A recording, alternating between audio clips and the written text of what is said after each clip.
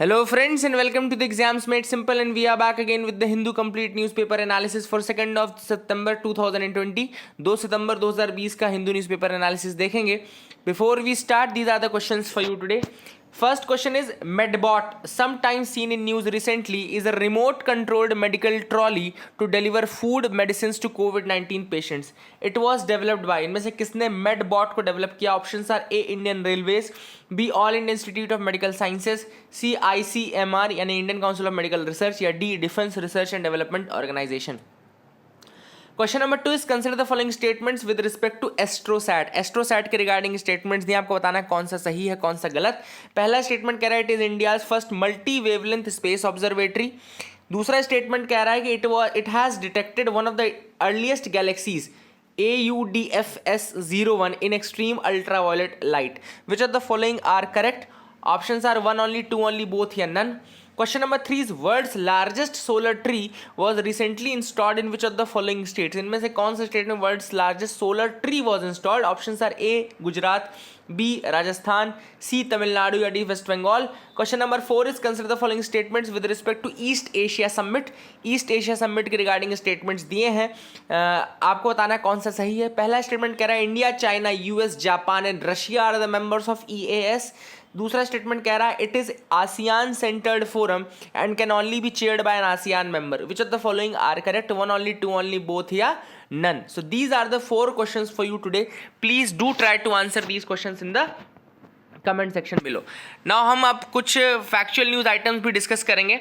तो factual news items discuss करने से पहले एक मैप ऑफ द डे देख लेते हैं. मैप ऑफ द डे में आज आपको मैं कतर और उसके बॉर्डर दिखाऊंगा. बॉर्डर में सिर्फ एक ही कंट्री जिसके साथ वो लैंड बॉर्डर शेयर करता है, बट कतर को क्यों चूज़ किया मैंने? क्योंकि एक इंपॉर्टेंट चीज़ है कि कल कतर ने अपने यहाँ जो लेबर सिस्टम है उनमें कुछ चेंजेस किए हैं. क्या चेंजेस किए? जैसे उन्होंने कफाला सिस्टम को बंद किया है. कफाला सिस्टम का मतलब क्या होता है? कफाला सिस्टम के अंतर्गत एक स्पॉन्सर होता है और जब आपको उस कंट्री में जाना हो या वहाँ से वापस आना हो तो आपको फिर उससे परमिशन लेनी पड़ती है, ठीक है ना. तो जो बहुत ज़्यादा गरीब या डिपेंडेंट लोग होते हैं वो कई बार फंस जाते हैं ऐसे सिस्टम के कारण, कफाला सिस्टम के कारण, ठीक है ना. तो ये आपको याद रखना, कतर ने उसको अभी लेबर रिफॉर्म्स के नाम पे बहुत सारी चीज़ें की हैं, तो ये उनमें से एक थी. काफ़ी इंपॉर्टेंट स्टेप है और कई लोगों ने, ILO ने इसका काफ़ी ज़्यादा प्रेज भी किया है. ILO ने, इंटरनेशनल लेबर ऑर्गेनाइजेशन ने काफ़ी प्रेज भी किया है. तो Qatar, as you can see in the maps here, Qatar में यहाँ पे आपको दिख रहा होगा अल ख्वार यहाँ पे जगह है, अल रुवाया जगह है, उम्मसईद जगह यहाँ पे, अल दवाह दोहा जो यहाँ पे कतर की कैपिटल है, अद दवाह बोलते हैं इसको, ठीक है ना. एंड इट शेयर्स, देखो वाटर बॉडीज में यहाँ पर्शियन गल्फ यहाँ दिख रही है, गल्फ ऑफ बहरेन दिख रही है, ठीक है ना, gulf of Bahrain. And their side the eastern side आपको पर्शियन गल्फ दिख रहा हो, वेस्टर्न साइड आपको गल्फ ऑफ बहरेन दिख रहा होगा, ठीक है ना. ये 2 वाटर बॉडीज दिख रही हैं. देन ये लैंड बॉर्डर जो है केवल सऊदी अरेबिया से टच करता है. देखो यहाँ पे सऊदी अरेबिया है, सऊदी अरेबिया से यहाँ पे देखो लैंड बॉर्डर टच कर रहा है. ऊपर आपका यहाँ पे बहरेन कंट्री, लेकिन बहरेन इसको टच नहीं करता है, ठीक है ना. Bahrain does not touch. Bahrain में कैपिटल मनामा बहरेन की कैपिटल यहाँ पे दिख रही होगी. तो कतर दिख रहा है. कतर वाटर बॉडीज मैंने बता दी, Gulf of Bahrain and Persian Gulf. Land border केवल शेयर करता है सऊदी अरेबिया के साथ. अस सालवा जो जगह है सऊदी अरेबिया की, वहाँ बिल्कुल बॉर्डर में है. ऊपर बहरेन दिखा दी मैंने आपको, नीचे ये UAE देखो लिखा हुआ है, लेकिन UAE भी इसके साथ लैंड बॉर्डर शेयर नहीं करता है, ठीक है ना. इसको याद रखिएगा. फिर फैक्चुअल न्यूज़ आइटम्स में बताता हूँ. 8th ईस्ट एशिया समिट हुआ था, इकोनॉमिक मिनिस्टर्स की मीटिंग हुई है. 8th ईस्ट एशिया समिट की इकोनॉमिक मिनिस्टर्स की मीटिंग हुई है. ईस्ट एशिया समिट की कंट्रीज देख लो कौन कौन सी हैं. तो इनमें से जो एक क्वेश्चन मैंने पूछा उसमें ईस्ट एशिया समिट भी पूछा था. तो ये देखो आपको रशिया दिख रहा है. देखो सबसे पहले बात तो 10 आसियान मेंबर याद रखो. फिर जो 6 आपके एक्सटेंडेड मतलब वो FTF वाली कंट्री, फ्री ट्रेड एग्रीमेंट वाली कंट्रीज हैं, वो 6 हैं, प्लस USA और रशिया, इसमें 2 और जुड़ जाती हैं. तो 18 मेंबर हैं टोटल आपके ईस्ट एशिया समिट के. 18 मेंबर्स हैं, जिनमें पहले तो 10 आसियान के मेंबर्स हैं, आपके आसियान कंट्रीज हैं. फिर इसके बाद 6 वो कंट्रीज है जिनके साथ FTA है, फ्री ट्रेड एग्रीमेंट है. वो कौन कौन सी है? साउथ कोरिया है, जापान है, न्यूजीलैंड है, ठीक है, इंडिया है, चाइना है, एंड आपका एक और कंट्री है, ऑस्ट्रेलिया हो गई, ऑस्ट्रेलिया है, ठीक है. ये 6 कंट्रीज. अब इसके बाद 2 और कंट्रीज इसमें बड़ी कंट्रीज हैं, रशिया प्लस USA. तो इस कारण से ईस्ट एशिया समिट में 18 मेंबर है. RCEP में पहले 16 मेंबर थे, यानी कि 10 आसियान के प्लस ये 6 FTA वाली थे, फिर -1 हो गया इंडिया का, इंडिया ने बोला कि हम ज्वाइन नहीं करेंगे, तो इंडिया -1 हुई, तो अब RCEP में 15, रीजनल कॉम्प्रिहेंसिव इकोनॉमिक पार्टनरशिप में 15 है, और ईस्ट एशिया समिट में 18 है, याद रखेगा, और उनमें इंडिया एक मेंबर है ईस्ट एशिया समिट का, ये याद रखेगा। ईस्ट एशिया समिट 2005 में बना था, 18 कंट्रीज का फोरम है, strategic dialogue cooperation on the key political security economic challenges के ऊपर है, ठीक है ना, and it comprises of 10 members of ASEAN, 8 members other कौन से हैं, Australia, China, Japan, India, New Zealand, South Korea, Russia and United States of America, ठीक है ना। India is a founding member of East Asia Summit. अगर आपसे कहीं पूछता है कि क्या इंडिया फाउंडिंग मेंबर है, तो भैया बिल्कुल इंडिया फाउंडिंग मेंबर है ईस्ट एशिया समिट का, याद रखेगा। 6 प्रायोरिटी एरियाज है इसके, environment and energy, education, finance, global health issuance and pandemic diseases, natural disaster management and ASEAN connectivity. पहला समिट इसका 2005 में कुआलालंपुर मलेशिया में हुआ था, ये भी आपको बता दूं। And regional grouping which established, ASEAN जो है वो 1967 में बना था, ये तो पता ही है। उसके 10 मेंबर कौन कौन से हैं, उसके 10 मेंबर हैं आपके Indonesia, Thailand, Singapore, Malaysia and Philippines, Vietnam, Myanmar, Cambodia, Brunei, Laos, पीडिया, ठीक है ना, लाओस, तो ये आपको याद रखना है, ठीक। दूसरी जो factual news item of the day है वो है फेमस आर्ट एटिकोपाका, ठीक है, याद रखिएगा, याद रखिएगा, एतिकोपाका। एतिकोपाका डॉल्स बेसिकली है, ये प्राइम मिनिस्टर ने मन की बात में भी इनका नाम लिया था। तो एतिकोपाका डॉल्स जो है they are from the Visakhapatnam district, याद रखिएगा, they are the dolls of the Visakhapatnam district. And Etikoppaka basically it's a small village on the banks of Varaha river in Visakhapatnam district of Andhra Pradesh. तो आंध्र प्रदेश के विशाखापट्टनम डिस्ट्रिक्ट की वाराह नदी के किनारे ये एतिकोपाका विलेज है। एंड 2017 में एतिकोपाका टॉयज को geographical indication tag, GI tag दिया गया था, ठीक है ना। तो एतिकोपाका, अभी मैंने आपको कर्नाटका के एक टॉयज की ही वैरायटी है, छन्नपटना टॉयज। छन्नपटना टॉयज क्यों है, क्योंकि छन्नपटना भी जगह है जो कि आपका कर्नाटका में लाई करती है, ठीक है ना। तो कर्नाटका के छन्नपटना टॉयज आपको याद रखने हैं। दूसरा आपको यहाँ पे आंध्र प्रदेश का एतिकोपाका जो कि विशाखापट्टनम में लाई करता है, इसका नाम भी याद रखना है, इसको भी GI टैग मिला है 2017 में, ठीक है ना। अब आते हैं आज की न्यूज एनालिसिस पार्ट की तरफ। तो यहां पे सबसे पहली बात जो आपको फ्रंट पेज में न्यूज दिख रही है, टेलकॉज गेट 10 years टू पे AGR ड्यूज टू गवर्नमेंट। तो अब AGR यानी कि जो एडजस्टेड ग्रॉस रेवेन्यू था उसमें कुछ ड्यू बचा हुआ था टेलीकॉम कंपनीज का, एडजस्टेड ग्रॉस रेवेन्यूज का ड्यू बचा हुआ था। तो सबसे पहले मैं आपको बता दूं कि क्या होता है AGR। बेसिकली AGR जो है वो फीस शेयरिंग मैकेनिज्म होता है। जो टेलीकॉम कंपनीज जो फीस लेंड करती है उसमें उनको कुछ पार्ट शेयर करना होता है गवर्नमेंट के साथ ही। ये रेवेन्यू शेयरिंग मॉडल में मूव किया था 1999 में। 1999 में रेवेन्यू शेयरिंग मॉडल में मूव किए जब टेलीकॉम कंपनीज, तो जो टेलीकॉम रेगुलेटर है, डिपार्टमेंट ऑफ टेलीकम्युनिकेशन, ये सारी हैं, इन्होंने बोला कि आपको एक मतलब कि पार्ट, एक परसेंटेज शेयर करना पड़ेगा। पहले क्या होता था कि फिक्स्ड लाइसेंस फीस होती थी, earlier there was a fixed licence fee model, लेकिन 1999 में फिक्स्ड लाइसेंस फी मॉडल से मूव करके हम किस में आ गए, रेवेन्यू शेयरिंग मॉडल में। तो रेवेन्यू शेयरिंग मॉडल में हम उसका टोटल रेवेन्यू देखते थे, उसका एक फिक्स्ड परसेंटेज शेयर करते थे विद द गवर्नमेंट। अब देखो डिस्प्यूट कब आना शुरू हुआ, डिस्प्यूट तब आना शुरू हुआ जब इस रेवेन्यू के डेफिनेशन में अंतर आ गया। गवर्नमेंट के अकॉर्डिंग चाहे वो टेलीकम्युनिकेशन के थ्रू रेवेन्यू आ रहा हो या नॉन टेलीकॉम सर्विसेज के थ्रू रेवेन्यू आ रहा हो, इन टोटल को जोड़ करके रेवेन्यू बनाना था। लेकिन टेलीकॉम कंपनीज का यह कहना था कि जब टेलीकॉम सर्विसेज का जो रेवेन्यू है हम केवल उसी रेवेन्यू को लेंगे, बाकी जो नॉन टेलीकॉम सर्विसेज है हम उसके रेवेन्यू को इंक्लूड नहीं करेंगे, ठीक है ना। तो डिस्प्यूट कब आना शुरू हुआ, डिस्प्यूट तब आना शुरू हुआ जब डिपार्टमेंट ऑफ टेलीकम्युनिकेशन का यह कहना था कि आपका टोटल रेवेन्यू जो होगा वो उसमें आप telecom services plus non telecom services को भी ऐड करेंगे और तब जितना निकलेगा उसमें आपको देना है। फॉर एग्जाम्पल सपोज 50 रुपए कोई कंपनी टेलीकॉम सर्विसेज से ग्रहण कर रही है और 50 रुपए वो नॉन टेलीकॉम सर्विसेज से, तो डिपार्टमेंट ऑफ टेलीकम्युनिकेशन का कहना था कि आपका जो टोटल रेवेन्यू है वो 100 रुपए माना जाएगा। लेकिन जो टेलीकॉम कंपनीज थी उनका ये कहना था कि नॉन टेलीकॉम सर्विसेज के पैसे को हम अपने रेवेन्यू में नहीं इंक्लूड करेंगे, जो गवर्नमेंट के साथ शेयर करेंगे, हम केवल टेलीकॉम सर्विस, यानी वो केवल 50 रुपए में देना चाहती थी। तो अगर 50 रुपए का 10% टैक्स देते तो उनको कितना पड़ता, 5 रुपया पड़ता। लेकिन अगर 100 रुपए जगह उनको 10% टैक्स देना पड़ेगा तो उनको 10 रुपए पड़ेगा।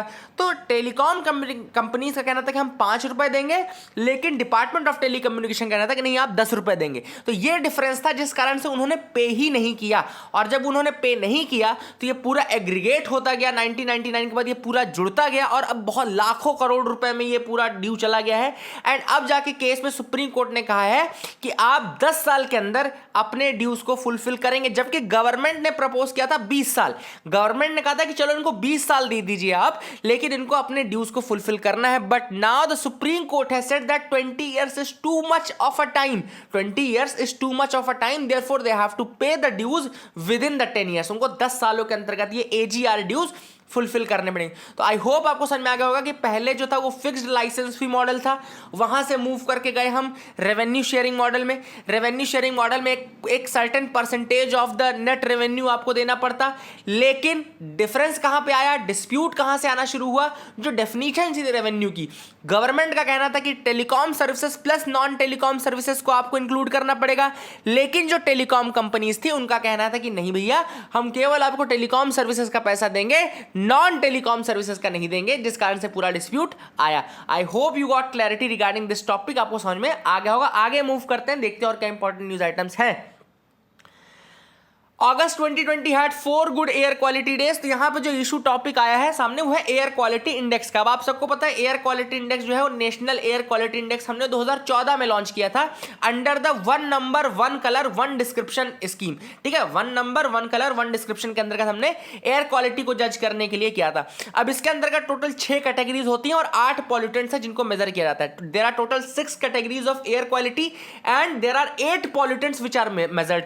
अब वो सबसे पहला सवाल जो यूपीएससी आपसे पूछ सकता है, जो पूछा भी गया है ये सवाल, कि इनमें से कौन, which of the following are part of national air quality index, which of the following are not the part of air quality index, which of the following are part of national ambient air quality index. ठीक है, अभी 8 pollutant कौन कौन से हैं। सबसे पहला जो पॉल्यूटेंट है वो PM10 है, दूसरा है PM2.5, तीसरा है नाइट्रोजन डाइऑक्साइड यानी कि NO2, चौथा है SO2 यानी कि सल्फर डाइऑक्साइड, पांचवा है कार्बन मोनोऑक्साइड यानी कि CO, छठवां है ओजोन यानी कि O3, सातवां है NH3 अमोनिया एंड आठवां है lead PV। These are the 8 pollutants which come under the national air quality index. दूसरा सवाल जिसका आंसर आपको करना है वो बताना है कि national ambient air quality index के अंतर्गत कौन कौन आता है। National ambient air quality index में टोटल 12 पॉल्यूटेंट है। जैसे एयर क्वालिटी इंडेक्स में 8 पॉल्यूटेंट है ना, एम्बिएंट एयर क्वालिटी इंडेक्स में 12 पॉल्यूटेंट है। तो आपको बताना है बाकी के 4 कौन से, 8 तो यही वाले हैं, बाकी के 4 कौन से हैं। इंपॉर्टेंट एक और पॉइंट इसमें अगर आपने ध्यान दिया हो कि इसमें CO2 नहीं आता है। जो कंफ्यूजन होता है लोगों को अमूमन वो CO2 में होता है कि यार CO2 भी तो होगा, बट CO2 पॉल्यूटेंट नहीं है, ये आपको दिमाग में रखना है। CO2 is not a pollutant, है ना, it's a potent green house gas but it's not a pollutant. ये पॉल्यूटेंट आप नहीं बोल सकते, ठीक है, तो इसलिए हम उसको इंक्लूड नहीं करते हैं। अब 6 एयर क्वालिटी कौन कौन सी कैटेगरीज है। पहली है गुड, दूसरी है सेटिस्फैक्टरी, तीसरी है मॉडरेटली पॉल्यूटेड, चौथी है पुअर, पांचवी है वेरी पुअर एंड 6th है सीवियर। ठीक है ना, और इसको जो डेवलप किया गया था वो CPCB यानी कि central pollution control board in consultation with the IIT Kanpur, इन्होंने मिलकर के इसको किया था। आपको याद रखना, तो ये मैंने आपको बता दिया। AGR ड्यूज वाला मैंने आपको बता दिया ऑलरेडी इशू, ठीक है ना। आगे मूव करते हैं। Capital tops in the road accident deaths. अब ये दिल्ली जो है it has recorded the highest number of deaths due to dangerous driving and overall all road accidents in 2019। अब ये जो डेटा आया है कहाँ से आया है, ये NCRB से आया है, यानी कि नेशनल क्राइम रिकॉर्ड ब्यूरो ने ये डेटा दिया है। तो सबसे इंपॉर्टेंट चीज तो आपको याद रखें कि जो NCRB है वो आपके एक्सीडेंटल डेथ्स का भी डेटा देती है। तो अगर आपसे कोई पूछे कि एक्सीडेंटल डेथ का डेटा इनमें से कौन सी बॉडी प्रिपेयर करती देती है, तो NCRB वहां भूलना नहीं, ठीक है ना। NCRB के बारे में अगर आपको बताऊं तो नेशनल क्राइम रिकॉर्ड ब्यूरो इसको बोलते हैं। It's Indian government agency responsible for collecting and analysing the crime data. Crime data मतलब कि कौन कौन से क्राइम जो डिफाइंड है in the Indian penal code, special and local laws, ठीक है ना। हेडक्वार्टर NCRB का न्यू दिल्ली में है एंड ये मिनिस्ट्री ऑफ होम अफेयर्स का पार्ट है। It's a part of ministry of home affairs.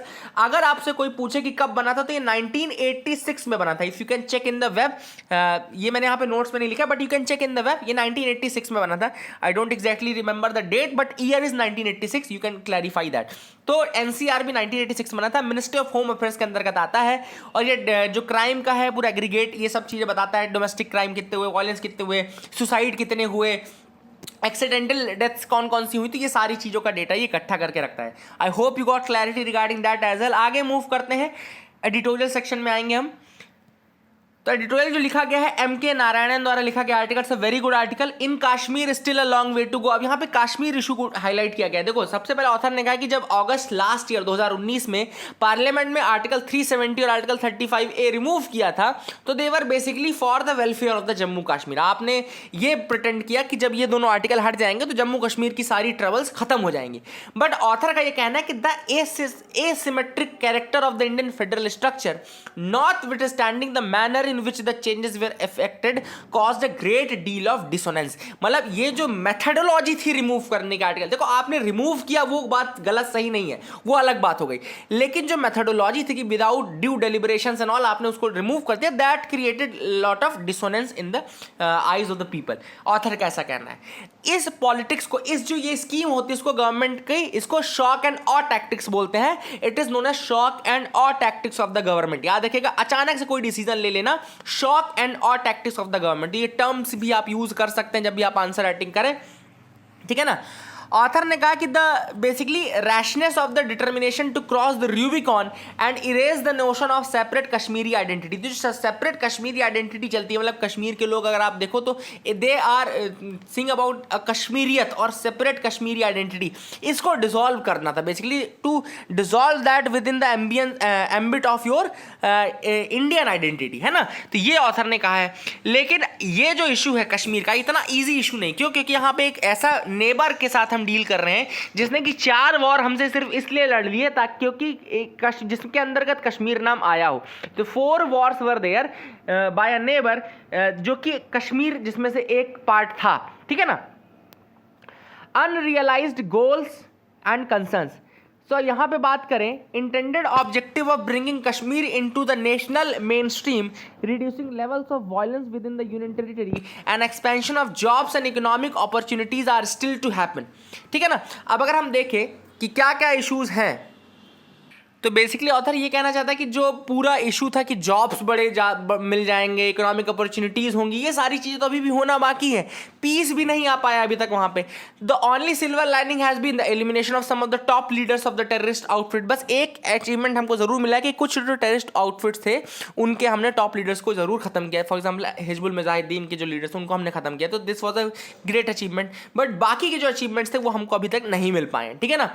Author ने दूसरी चीज़ ये ज़रूर बताई कि जब वहाँ पे Jammu Kashmir public safety act के अंतर्गत बहुत सारे लीडर्स को अरेस्ट किया गया, हाउस अरेस्ट में रखा गया, दैट वाज समथिंग जो कि एक that rings a bell in the mind, जो कि बेसिकली कहना चाहिए आपको कि it is something which is against the fundamental rights. ये आप कह सकते हैं ज़रूर कि ये कुछ फंडामेंटल राइट्स के अगेंस्ट ज़रूर एक्ट हुआ, ठीक है ना।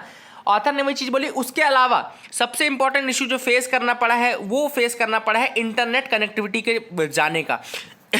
सॉरी, इंटरनेट कनेक्टिविटी वहाँ पे पहले हटा दी गई, फिर उसमें जब लाई गई तो फेस्ड मैनर में लाई गई, वो भी सिर्फ 2G लाया गया, 4G अभी तक इंटरनेट वहाँ पे पूरी तरीके से अवेलेबल नहीं कराया गया है। सो ऑथर का ये कहना है कि इससे बहुत ज़्यादा नुकसान हुआ, specially in the times of कोविड-19, जब सभी को केवल और केवल ऑनलाइन मेथड्स में मूव करना पड़ा। तो एक तो आपके ऑलरेडी एक क्राइसिस चल रही है बाहर, दूसरा आपने एक ऐसी चीज़ कर दी इंटरनेट कनेक्टिविटी जिसकी सबसे ज़्यादा ज़रूरत थी, वो आपने उस समय उनको प्रोवाइड नहीं कराई। So this created a lot of troubles there. Every government in Delhi has dealt with the Kashmir issue during the tenure। अब ऑथर ने यहाँ पे बोला कि हर जो गवर्नमेंट आई है दिल्ली की, उसने अपने तरीके से कश्मीर इशू को सॉल्व करने की कोशिश की है, बट आज तक ये इशू अच्छे से सॉल्व नहीं हुआ है। ऑथर का कहना है अभी भी इसमें कुछ प्रॉब्लम रह रही हैं, ठीक है। अब कई लोग इसको कंपेयर करेंगे कश्मीर को नदर्न आयरलैंड के साथ, they are comparing this with the Northern Ireland, लेकिन ऑथर ने कहा कि नदर्न आयरलैंड में और यहाँ पे एक डिफरेंस है। यहाँ पे डिफरेंस ये है एक हॉस्टाइल नेबर का, वहाँ पे ऐसा कोई इशू नहीं है, यहाँ पे एक हॉस्टाइल नेबर का भी इशू है जो कि काफ़ी ज़्यादा वायलेंस और टेररिस्ट आउटफिट्स को अपने अंदर संजो करके रखता है। So that is the issue there, है ना, जो कि डिफरेंस वहाँ पर आता है। अब ऑथर ने फाइनली यही किया है कि जो कश्मीर इशू है उसमें दोबारा से हमको ट्रांसपेरेंसी के साथ देखने की ज़रूरत है। पॉलिसी मेकर्स को ये देखना है कि कहाँ पे उनकी पॉलिसी फेल हो रही है, क्यों फेल हो रही है, किस तरीके से आप बढ़ा सकते हैं। एक और इशू ऑथर ने हाईलाइट किया, डोमिसाइल का इशू हाईलाइट किया कि मतलब जो लोग नॉन रेसिडेंट थे अभी तक, मतलब जो लोग डोमिसाइल नहीं थे वो भी डोमिसाइल के लिए अप्लाई कर सकते हैं। इस कारण से भी कश्मीर में काफ़ी ज़्यादा लोगों के अंदर प्रॉब्लम है। उनको लग रहा है कि वहाँ के लोग जो बाहर के आउटसाइडर्स हैं वो रिसाइड करने लगेंगे और फिर वो अपने आप को वहाँ पे क्लेम करेंगे, वहाँ पे लैंड लेंगे और वहाँ पे ये सब चीज़ें होंगी। तो बेसिकली ये एक तीसरा इशू है जो कि इशू ऑफ कंटेंशन है। तो यही चीज़ ऑथर ने बोली है कि आपको ये सारे इशूज देखने पड़ेंगे और एक पीसफुल कश्मीर के लिए क्या नेसेसरी है वो करने की ज़रूरत है आपको। अगला जो आर्टिकल है वो disruptions and choking out a new idea of education. यहाँ पे ऑथर ने बोला कि जो पैंडेमिक हुआ लगभग 6 महीने हो चुके हैं and there has been colossal loss of life as well as economy as well as education, है ना। इन सारी चीज़ों का इम्पैक्ट आपको इकोनॉमी और एजुकेशन दोनों पे पड़ा। ऑथर ने कहा economics has always been a part of academics, economics हमेशा से एकेडमिक्स का पार्ट रहा है एंड इस समय जो प्रेजेंट टाइम है इसमें तो और ज़्यादा इकोनॉमिक्स का रोल एकेडमिक्स में बढ़ गया है। इसीलिए उन्होंने एक टर्म दिया है new phenomena acadonomics, okay, academics plus economics, acadonomics. अब एकेडोनॉमिक्स का मतलब क्या है, it would imply a careful allocation of, जैसे इकोनॉमिक्स क्या होती है, इकोनॉमिक्स का मतलब होता है केयरफुल एलोकेशन ऑफ रिसोर्सेज, है ना, careful economic allocation of resources ही आपका इकोनॉमिक्स भी होता है, ठीक है ना। एकेडमिक्स में क्या होता है, careful allocation of resources keeping in mind the transit nature of the issue of how long is it going to take to come back to the steady state of affairs that it was once. मतलब अब किस तरीके से economic मतलब किस तरीके से resources का मतलब एलोकेशन किया जाए कि एकेडमिक्स में कोई अंतर ना पड़े जब तक कि टाइम स्टेडी स्टेट में ना आ जाए जैसा कि पहले था। Acadonomics will also involve seeing the economics of moving on to an online mode of teaching learning process. तो एकेडोनॉमिक्स के अंदर एकेडमिक का ये नया मोड भी आएगा जिसमें कि ऑनलाइन मोड है, ठीक है ना, इसमें भी हम मूव करेंगे। तो ये जो ऑनलाइन मेथड है क्या ये टेम्पररी फिनोमिना है या ये परमानेंट फिनोमिना होने वाला है, ये सारी चीज़ें जो है एकेडोनॉमिक्स के अंदर आएंगी। एकेडमिक चॉइसेस के अंदर एकेडमिक रिसोर्सेज के एलोकेशन को जो पूरा प्रोसेस है वो एकेडोनॉमिक्स कहलाता है। अब ऑथर ने कहा कि प्राइवेट एजुकेशन जो है they are not able to handle these eventualities, कोविड-19 जैसी इवेंचुअलिटी को फेस करने की ताकत प्राइवेट इंस्टीट्यूशंस में नहीं है। क्यों नहीं होता है, क्योंकि इसमें जो बर्डन होता है किसी एक इंडिविजुअल पे पड़ जाता है। The whole burden lies on a particular individual. Self finance institution का सबसे बड़ा ड्रॉबैक यही है कि it is the time of pandemic and jobs and loss of jobs, the student plead inability to pay the requisite fees। Student अपनी fees पे नहीं कर पाते हैं। अब स्टूडेंट अपनी फ़ी नहीं पे कर पाएगा तो जो इंस्टीट्यूशन ओनर है वो किस तरीके से सैलरी प्रोवाइड करेगा, किस तरीके से स्टाफ चलाएगा और किस तरीके से कॉलेज चलाएगा। गवर्नमेंट इंस्टीट्यूशन में चलो गवर्नमेंट निकाल रही है, लेकिन इस तरीके के इंस्टीट्यूशन में फिर क्या होगा। तो ये एक सबसे बड़ा इशू है जो प्राइवेट इंस्टीट्यूशन फेस करते हैं, ठीक है ना। अब ऑथर ने यहाँ पे ये भी बोला है कि जो ये ऑनलाइन मोड ऑफ एजुकेशन है, ठीक है ना, यहाँ पे आना और जो एकेडमिक्स एजुकेशन का जो नेचर चेंज हो रहा है उसके बहुत सारे इम्पैक्ट्स हैं और बहुत सारे उसमें इश्यूज भी आएंगे।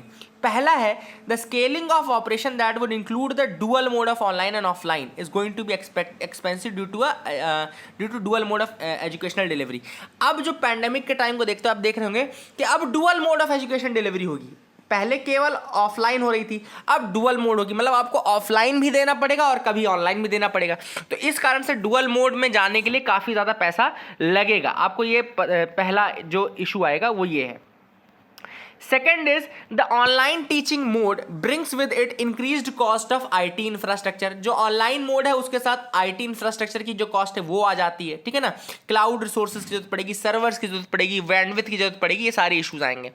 तीसरा है online teaching means new hiring in the IT sector and increased cost due to engagement with the massive open online courses. तो MOOC massive open online courses, और ये थर्ड जो है ये ऑनलाइन मेथड में आने का एक वो भी कि इसमें नई हायरिंग की जरूरत पड़ती है, इसमें भी आपका पैसा लगेगा, MOOC का यूज़ करना पड़ेगा, ठीक है ना। देन फोर्थ ये कि online teaching means setting up multiple studios and educational technology centres which translate into investment in high technology. मतलब आपको फिर जैसे जो डिजिटल बोर्ड है वो 2 लाख से 3 लाख का एक डिजिटल बोर्ड आता है, तो इस तरीके से आपको इन सब का यूज़ अगर आप करें तो फिर आपका और ज़्यादा इन्वेस्टमेंट होगा।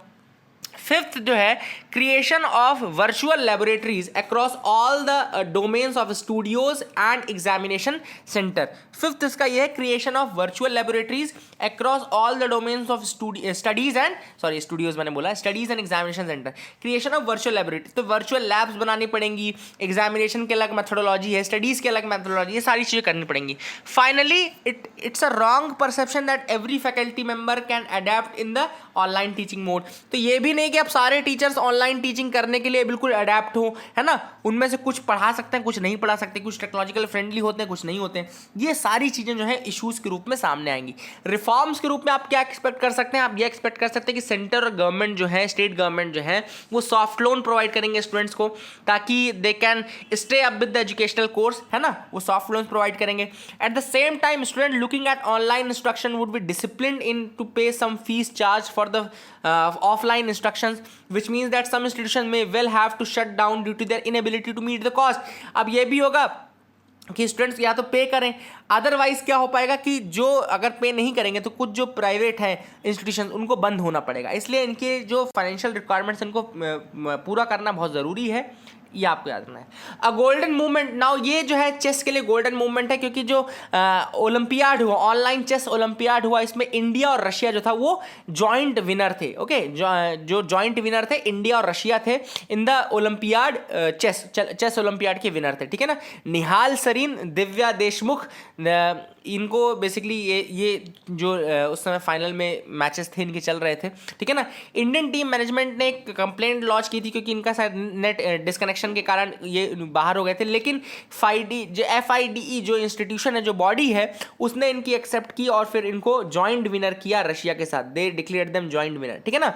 चेस ओलंपियाड बेसिकली एक प्रेस्टिजियस इवेंट है गेम का, and India's best effort has been in the third place in 2014। 2014 में थर्ड पोजीशन पे हम आए थे, that was the best till now, but अब हम जो है इस बार फर्स्ट पे आए with Russia, along with the Russia. तो ये काफ़ी बड़ा एक हमारे लिए प्राउड मूवमेंट है, ठीक है ना।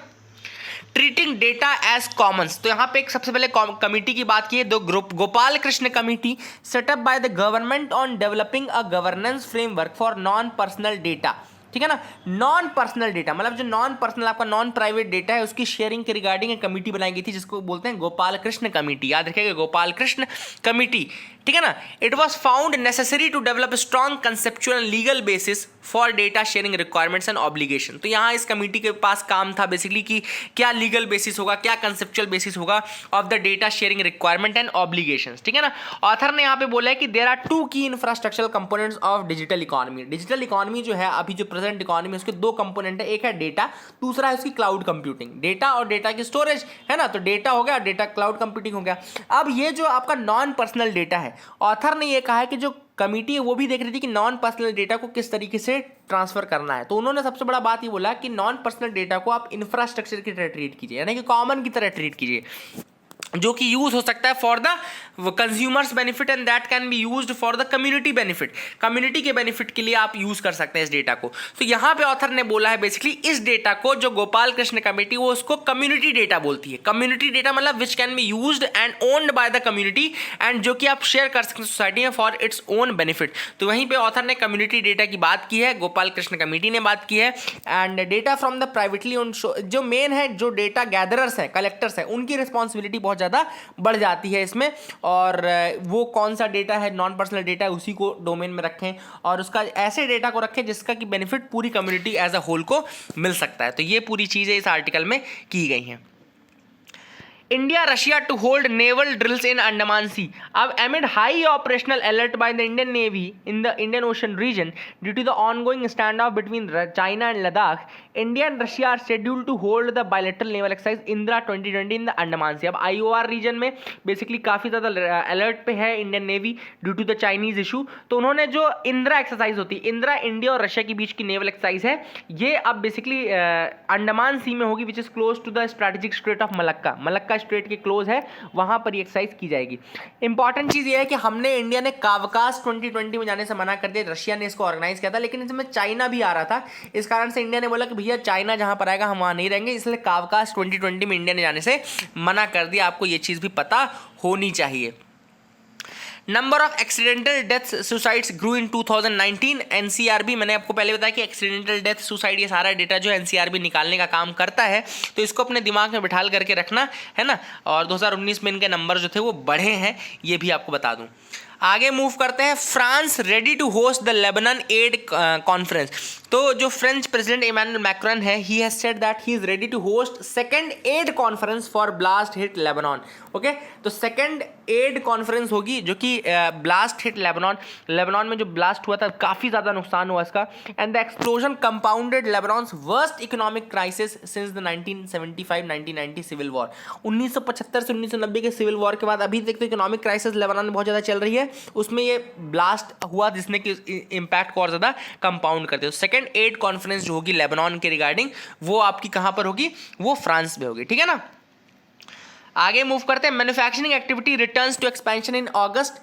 PMI यानी कि परचेजिंग मैनेजर्स इंडेक्स जो IHS मार्केट ग्रुप निकालता है, देखो यहाँ पे लिखा है IHS market India manufacturing, IHS market निकालता है परचेजिंग मैनेजर इंडेक्स, और इसमें बेसिकली ये हो कि जो है एक्सपेंशन हुआ। अब देखो कैसे पता चलता है, अगर 50 से ज़्यादा का आपका डेटा है, 50 से ज़्यादा की वैल्यू आ रही है तो एक्सपेंशन हो रहा है, और 50 से कम अगर हो रहा है वैल्यू तो मतलब कि कॉन्ट्रैक्शन हो रहा है। याद देखो तो 46 से बढ़ करके 52 हो गया, मतलब कि थोड़ा एक्सपेंशन हुआ है इस बार, ठीक है ना। तो ये आपको याद रखना। PMI की बात अगर हम करें तो परचेजिंग मैनेजर्स इंडेक्स याद रखिएगा, परचेजिंग मैनेजर्स इंडेक्स होता है, यहाँ पे IHS मार्केट ग्रुप इसको निकाल रहा है। It is different from your IIP से डिफरेंट होता है, ठीक है ना। ऐसे कंफ्यूज मत होना कि इसको ये IIP मत समझना। So that is it for the day friends. I hope you like that video. Please do like share subscribe. Keep loving us, keep sharing us. Thank you and have a nice day.